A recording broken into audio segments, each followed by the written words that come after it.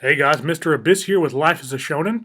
If you're enjoying the content on our channel, go ahead and like our video and subscribe to our channel. And if you want to go ahead and get updates whenever we put out a new video, go ahead and click that little bell down there as well. Enjoy!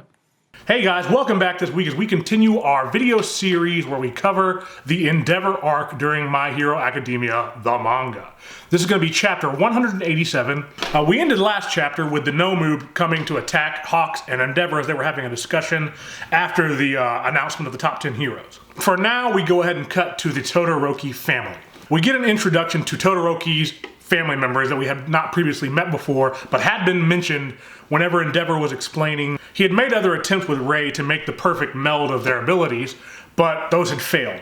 We're introduced first to his older sister, whose name is Fuyumi Todoroki. She's 22 years old. I'm guessing her hair is probably white with a little red mixed into it, maybe like highlights, not exactly like Todoroki's 50-50 split. We find out pretty quickly that they are visiting Todoroki's mom, Rei, in the hospital. If you remember back in the past, Endeavor had her put inside this, I guess, an insane asylum because she had poured boiling water on Todoroki's face. I know we don't like Endeavor, but that's a pretty good reason to put somebody in the hospital. I don't really fault it. I know his abuse led to it, but at least for the act of what she did to Todoroki, totally makes sense what he did. And it's really cool to see the interactions between Rei, Fuyumi, and Todoroki's older brother, Natsuo. Honestly, like the start of this chapter is what makes the Endeavor arc so interesting to me and what puts it above all the other arcs in my opinion. Is all this backstory and this interaction between the Todoroki family. It's like the episode in the anime after All for One has his attack and the teachers have to go and apologize to all the parents to see if like they can get the students back into school. You got this teensy bit of backstory to like Bakugo's family and a couple other people. That was awesome. And you pretty much get a whole arc with that in it. And I honestly think that's what takes it to the next level. We never really spent too much time with Todoroki's mom. It's cool to see how much she does love Shoto. It shows despite anything that Rei had done to Shoto, he still loves his mom very much. He's actually been keeping up with her pretty heavily. She does know about the supplementary lessons he has to take since he did fail the exam. You get some continued back and forth between Fuyumi, Natsuo, and Rei. There's a kitty right there. You see that kitty? That kitty's name is Anime. But let's continue on, not focus on the kitty right now. In the midst of the back and forth, you get like an awkward moment. I don't think it's a misprint. I think the author did that on purpose, where he posts the same two panels in a row where they're just sitting there. It kind of made it awkward for the reader as well. Sort of, I guess, to enhance the awkward moment between all three of these family members. Before Natsuo brings up that Endeavor had, in fact, officially become the #1. They haven't even mentioned Endeavor's name yet, and the mood of the room has already instantly changed. Fuyumi, at the mention of Endeavor, loses her mind. You get a close-up panel of her eyes shocked, hearing that Natsuo would even bring him up to their mom. Natsuo continues on, though, saying to Rei that the world does not know about the things that Endeavor has done behind closed doors. All they really get to see is what's being put forth by probably the media or Endeavor's publicity people. I'm sure in this day and age of the Hero Society, it's got to be pretty similar to ours. I'm sure you have things like publicity agencies for these heroes. I mean, this is how they make their money. They are celebrities. I wouldn't doubt it that they take things that Endeavor does and videos that come out of him and really give them a nice spin to try to keep him looking good. And that's what Natsuo is referencing, I think. Fuyumi gets on Natsuo for bringing this up, but Rei actually says that it's okay. Having a discussion about Endeavor really doesn't bother her, and I think that's surprising to the brother and sister. Natsuo mentions that he doesn't remember Endeavor very well. Like I said earlier, once Endeavor found out that the children before Shoto were duds, for lack of a better word, he didn't really have too much to do with them. Natsuo says that Endeavor basically feels like a complete stranger to him. He can't forgive Endeavor for how he treated Rei and Shoto. Really didn't matter to him, I think, how Fuyumi and himself were treated because they didn't spend too much time around him. But for what they did to his younger brother and his mom, can't forgive him for that. Natsuo goes on just kind of, hating on Endeavor. Even after 10 years, you've never received an apology, right? Whether it's the past or his blood ties, it feels like he intends to leave everything behind. And before he can continue on, this is the moment that really surprises all of them, I think. Rei interrupts him and says, "That's wrong." And they don't understand why she's covering for him. She points to a flower in which she tells Natsuo that she particularly loved this flower, and she told his father that, which lets them both in on the fact that Endeavor had actually dropped off these flowers, which blows both of their mind. The fact that he even came and visited her after what he had done and put her in there. She even says that she only mentioned it around the first time they met, and it was only once. So Endeavor, like, I really love what they're doing in these things. It's setting up the feels for Endeavor, letting you know bits and pieces by not action yet, but through what his family's saying. People who would know better than anyone else if Endeavor is changing or not.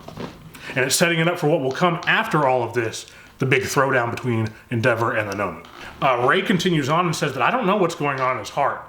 It might be for some external reason, but he hasn't left us behind. And like, you get the transition now, and it's so cool. God, I love it. You have this panel where it's Ray continuing to talk on. You have Fuyumi on one side and Natsuo on the other side, with the words that we left off from Endeavor saying last chapter, just watch me.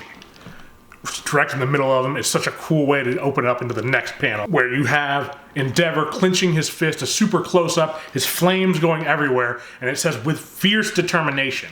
And then you have the overlay of Ray's words continuing, his past and his blood ties. I'm sure he's trying to face them both head on. And he jumps out of the window, flame spewing out of his legs. I actually didn't remember this. I'd always wondered why Todoroki wasn't doing something like this all the time. Endeavor has the flames pouring out of the bottom of his feet to keep himself in the air so he can effectively actually fly.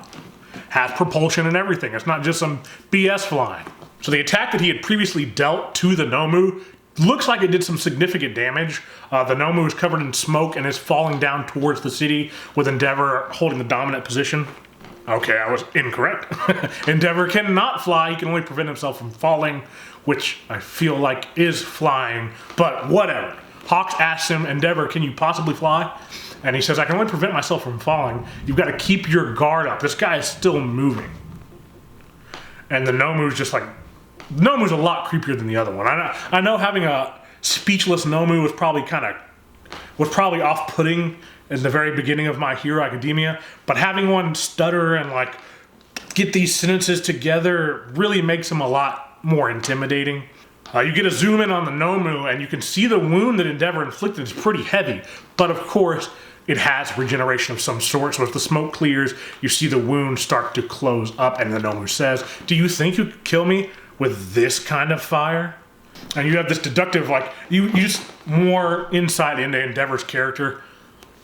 He's pretty deductive. He uses the information that he's gotten already to match it up with information he'd had in the past on what the Noumus were and what they were like. And of course he notices this thing has multiple quirks, like I'd heard about the one in Hosu City, as well as the one at UA that invaded that fought All Might.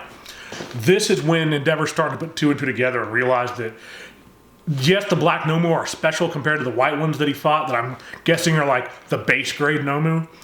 But even this one is another step up beyond that, because that Noumu, like we said before, was an unintelligent, well, not unintelligent, it had no ability to get its thought process across, even if it was thinking. And the Noumu turns to him and asks him, are you strong? This Noumu has an obsession with, I don't know, proving itself or just having the joy of like a hard opponent. Endeavor throws his hand forward and uses an attack called Brilliant Scorching Fist Hell Spider. Essentially what Endeavor is doing here is using his fingertips to emit heat from each one of them. So he's got 10 different lines of, I guess, condensed superheat flying at this Noumu. His intention is to capture it alive and get information out of it so they can figure out what's going on, since this is obviously tied to events in the past. It looks like, so Endeavor's attacks from his fingertips missed, I believe. And it looks like the body of the Noumu is like morphing around it and attacking at Endeavor, which throws him in. Exactly, that's what it's doing. So its front half in a blob mass projectiles at Endeavor, dodging the attacks that he did, and slams him into the window, and slams him through another window from the building that he had jumped at to confront the Noumu from. And it is not going well for Endeavor, nor the people inside of there. It looks like he got blasted through a diner, and the force is just blowing him through wall after wall. He can't really recover from the force that the Noumu used to hit him.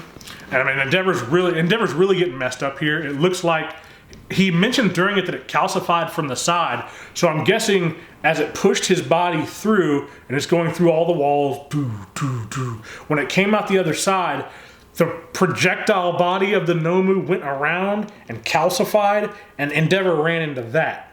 I'm guessing. To be honest, it's a little hard to tell what's going on, but I'm thinking that's what happened, and if it did, it really messed Endeavor up. Now, Hawks isn't really assisting Endeavor because if you remember, Endeavor told him to take care of the innocents and things while Endeavor handled the Noumu himself. I'm pretty sure he said that because he wanted to be like All Might, because you know All Might took one on once. Whatever Endeavor's reasoning, it's usually something based on that. An inferiority complex of some sort. And this thing is just flinging Endeavor around through buildings, through the city, crashing him through concrete walls. I mean, he's just getting wrecked. And Endeavor mentions that he has his reverse thrust on this entire time. So that thing he was using to hover, he's been trying to use it and releasing as much pressure as he can from it to counteract the Noumu swinging him. But it's not doing a single thing. And Endeavor knows that this guy is stronger than him. And the devastation on the city is immense. One skyscraper is already cut in half. You see a bunch of other heroes running to the scene to try to help stop the damage that's going to be coming, because this is a main road. It's a busy street full of people going to work, school, whatever it may be, and to have half of a skyscraper collapse on that would result in some horrific casualties. But before the people can be injured, you see a bunch of them start to be pulled out the side of the windows. So they're being blown out, and the heroes think people are jumping out probably to save themselves, but it's actually the feathers from Hawks. So Hawks let a bunch of his wings into the building, and he's saying to himself, or thinking to himself, their screams, their breathing, the rustling of their clothes, all the vibrations generated by people, my wings can sense all of that. He notes that he can't handle the entire building, but when it comes to the victims, from his count of being able to use the vibrations, he can handle saving all of them. So he focuses on just that. And you see this cool panel as it zooms back out with just hundreds of people being picked up by these feathers and being carried to safety. And you see Hawks jump out of the window to safety himself, and he's barely got any of his wings left. So he's got to regrow them. He begins flying down and notes to Endeavor that all 76 victims have been evacuated, and that Endeavor can now let loose. He again uses that cool like cage-like attack where he uses his fingers, and he uses a much bigger version than he did before, catching this Noumu in a ridiculous like maze of these pillars of fire.